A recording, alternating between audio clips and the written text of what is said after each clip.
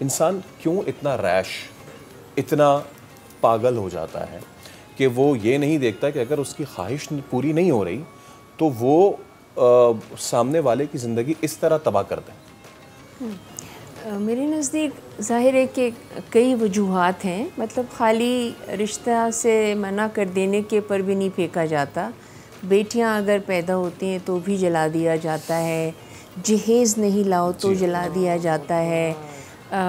اگر آپ کی زمین کے تنازع ہوں تو اس میں اس کی تقسیم کے حوالے سے جلا دیا جاتا ہے. پھر بدلہ لینا ہوتا ہے تو سب سے کمزور کڑی کسی بھی گھر میں ایک پیاری معصوم بچی، عورت یا بیوی یا ایک بیٹی ہو سکتی ہے. غصے کے حوالے سے اگر دیکھا جائے تو آپ نے بالکل بجا فرمایا کہ ہمیں اس مہینے میں نہیں بلکہ پوری زندگی جو ہے وہ ہمیں اس کو کنٹرول کرنا ہوتا ہے. اور نہ صرف ہمارے رسول صلی اللہ علیہ وسلم بلکہ آپ نے دیکھا کہ حضرت علی کے اقوال زرعی میں سے بھی یہی ہے کہ بھئی غصہ آپ نے پی نہ ہو جاتا.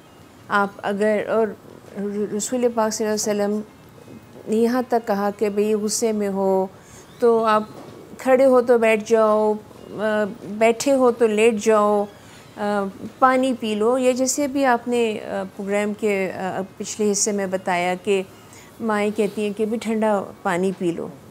یہ ساری چیزیں جاننے کے باوجود بھی اگر آج تک ہم اپنے غصے کو کنٹرول نہیں کر پا رہے اور اس حد سے گزر جاتے ہیں جہاں پر ہم یہی بھول جاتے ہیں کہ ہم اپنی اللہ کی مخلوق کو اس طرف لے کے جا رہے ہیں جہاں پہ جیسے آپ نے ابھی فرمایا کہ صرف یہ نہیں کہ منع کرنا تھا بلکہ چہرہ مسخ، جسم مسخ اور پھر اس کی زندگی بھی ختم.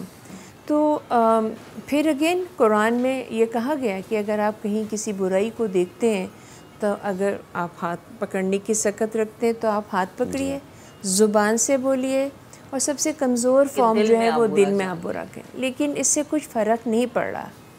تو کیا تعلیم کا فقدان ہے؟ بالکل ہے. تعلیم ہمارے یہاں نہیں عام ہے، رائج نہیں ہے. لیکن اس سے کہیں زیادہ امپورٹنٹ چیز یہ ہے کہ کیا قرآن شریف ہم اپنے بچوں کو نہیں پڑھاتے؟ بالکل پڑھاتے ہیں. بلکہ جب ہم قرآن شروع کرتے ہیں تو ہم تو مٹھائیاں بانٹتے ہیں جی، اور جب ختم ہوتا ہے تو پھر لوگوں کو بلاتے ہیں کہ بھئی ایک دعا ہوتی ہے باقاعدہ کہ میرے بیٹے یا بیٹی نے قرآن پاک ختم کیا. اور ماں باپ یہ سمجھتے ہیں کہ اب ان کا فرض ختم ہو گیا. میں سمجھتی ہوں نہیں.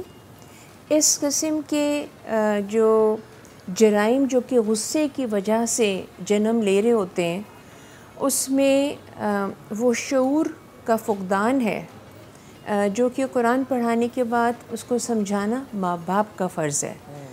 میں یہ نہیں کہتی کہ ہر 7 سال کی عمر کا لڑکا اور 9 سال کی عمر کی لڑکی جو ہے وہ قرآن پڑھ لے گی تو وہ عالم اور عالمہ بن جائے گی. ہم پڑھ کے کون سے بن گئے، ٹھیک ہے نا.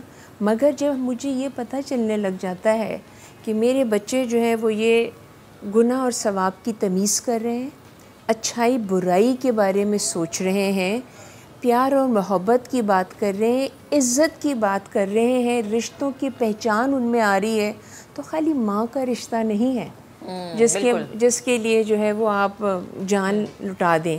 سو ان تمام چیزوں میں ہماری پھر مذہب سے دوری آ گئی. اور مذہب سے دوری صرف اس لیے آ گئی کہ ہم نے اس کو سمجھنے کی کوشش ہی نہیں کی. اور خواتین کے حوالے سے وہ بتائی بھی نہیں جاتی ہے. اگر ہم دیکھیں تو جہاں لڑکی جو ہے اس کو اپنی پسند کی شادی کا حق ہے، طلاق کا اگر مرد دے سکتا ہے تو خلا بھی عورت لے سکتی ہے. بیٹیوں کے لیے رسول پاک صلی اللہ علیہ وسلم نے کتنا اس کو گھنونا اور ناپسندیدہ ایکٹ تھا کہ بچیاں جو تھیں وہ زندہ درگور کر دی جاتی تھیں. قرآن کے اندر پوری آپ کے سامنے سورہ ہے جس کے اندر ہیریٹیج کے حوالے سے سب کچھ صاف صاف لکھا ہوا ہے. تو ہم کیوں نہیں اس پہ عمل کرتے؟ ہم اس لیے نہیں عمل کرتے کہ ہم یہ سمجھتے ہیں ہمارا معاشرہ it has got nothing to do with education اور کلچر، ہمارا جو اور آور ریلیجن، ہمارا معاشرہ جو ہے وہ مردوں کو آٹومیٹکلی ایک ماں جو ہے وہ تربیت ہی یہی دیتی ہے. تم گھر کے بڑے ہو، جاؤ اپنی بہن کے ساتھ پرچون کی دکان جانا ہے. بہن 11 سال کی ہے اور بھائی جو ہے وہ 6 سال کا ہے, وہ اس کی حفاظت کر سکتا ہے؟ بٹ یہ چیز اس کے دماغ میں انکلکیٹ کر دی جاتی ہے کہ نہیں, تم ہی ہو مرد, تم چھوٹے ہو یا بڑے ہو, تم گھر کے مرد ہو اور تم بڑے ہو. اس وقت اس کو یہ بتانا, سمجھانا, تمیز, بات چیت, یہ تمام چیزیں امپورٹنٹ ہیں. اور ابا سوری ٹو کٹ یو, لیکن یہ جو بات بتائی جاتی ہے نا کہ گو کہ تم 6 سال کے ہو لیکن تم 11 سال کی بچی کے لیے مرد ہو, اس لیے تم اس کو اپنی تحویل میں لے کے جاؤ, یہ بتایا بھی اس لیے جاتا ہے کیونکہ باہر کس سے پروٹیکٹ کروانا ہے؟ جی مردوں سے. بالکل, آپ بالکل صحیح کہہ رہے ہیں. تو بجائے اس کے کہ اس کو یہ تلقین اور ترویج کی جائے کہ اگر تم اپنی بہن کو لے کے جا رہے ہو تو باقی بھی جو دیگر آ رہی ہیں وہ بھی بہنیں ہیں, اس کو معاشرے کا کارآمد فرد بنانے کے بجائے ہم ایک پروٹیکٹر کے طور پہ کر رہے ہیں. تو یہ اچھا آپا, یہ میں اب آپ سے جاننا چاہ رہا تھا, جو کام آپ کر رہی ہیں ماشاءاللہ کافی عرصے سے کر رہی ہیں, اور جیسے کہ میں نے ابتدائی میں کہا تھا کہ ان کو صرف ریہیبلیٹیٹ نہیں کیا بلکہ ان کو آپ لائم لائٹ میں لے کر آئی ہیں. کیا اور ہم صرف اس پلیٹ فارم سے نہیں, صرف سما کے پلیٹ فارم سے نہیں, دیگر تمام تر میڈیا کے پلیٹ فارم سے بھی ان چیزوں پہ کئی بار آواز اٹھائی جاتی رہی, آپ خود جاتی رہی ہیں آواز اٹھانے کے لیے. کیا اس سب کا رزلٹ پازیٹیو آیا؟ کیا ایسڈ برن کے کیسز میں کمی آئی؟ میں یہ کہوں گی کہ ایسڈ برن کے کیسز کی اب اس کی رپورٹنگ ہونے لگ گئی ہے. اوکے, پہلے رپورٹنگ نہیں ہوتی تھی, تو میں یہ نہیں کہہ سکتی کہ کمی آ گئی ہے, یا آپ یہ کہہ رہی ہیں کہ اویئرنیس آنا شروع, اویئرنیس آ گئی, اور اویئرنیس میں میڈیا نے بہت بڑا جو اپنا حصہ ہے وہ ڈالا ہے. اویئرنیس کی وجہ سے اگر کسی بھی چھوٹے سے چھوٹے گاؤں میں بھی کسی بچی کے اوپر تیزاب پھینکا جاتا ہے تو وہ بریکنگ نیوز ہوتی ہے. جہاں میرا اختلاف ہے وہ یہ ہے کہ اس وقت تو بریکنگ نیوز تھی, لیکن اس کے فالو اپ میں اگر وہ بچی بچ گئی اور وہ آج کسی مقام پر آ گئی ہے تو وہ بھی بریکنگ نیوز ہونی چاہیے کہ یہ جلی ہوئی بچی جس کی آنکھ ضائع ہو گئی ہے, ناک نہیں رہ گئی ہے, جس کی انگلیاں ٹیڑھی ہو گئی ہیں, دیکھو وہ اپنے پاؤں پہ کھڑی ہے.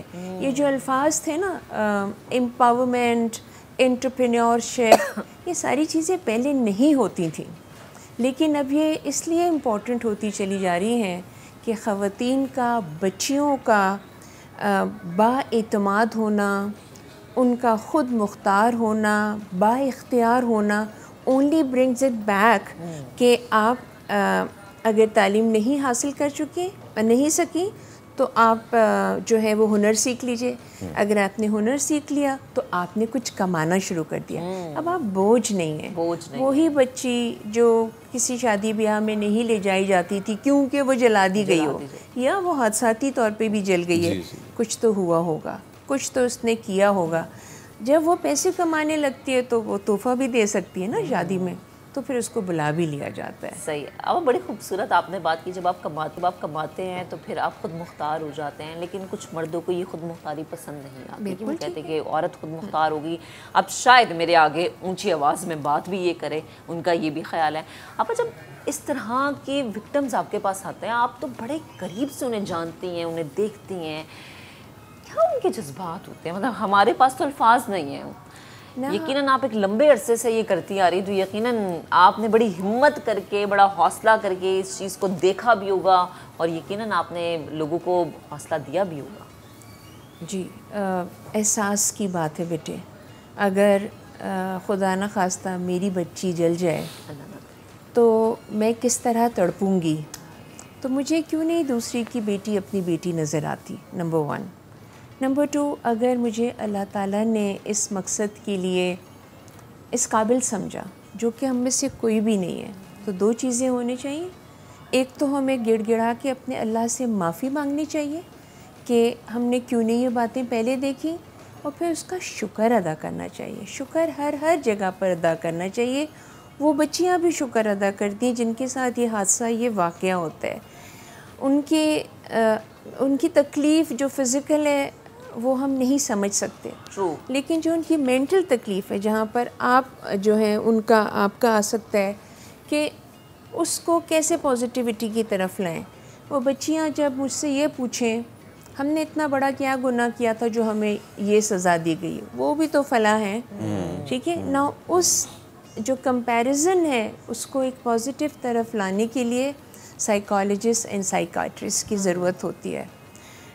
اگر ہم بچیوں کو علاج کے لیے بلاتے ہیں، اس وقت ہمارے پاس مور دین 775 برنٹ وکٹمس ہیں.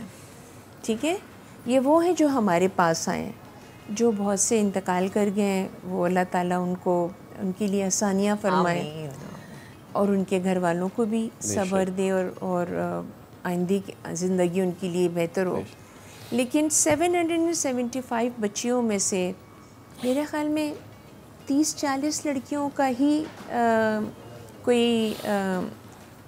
کوئی سزا ملی ہو ان لوگوں کو جنہوں نے جلایا ہے.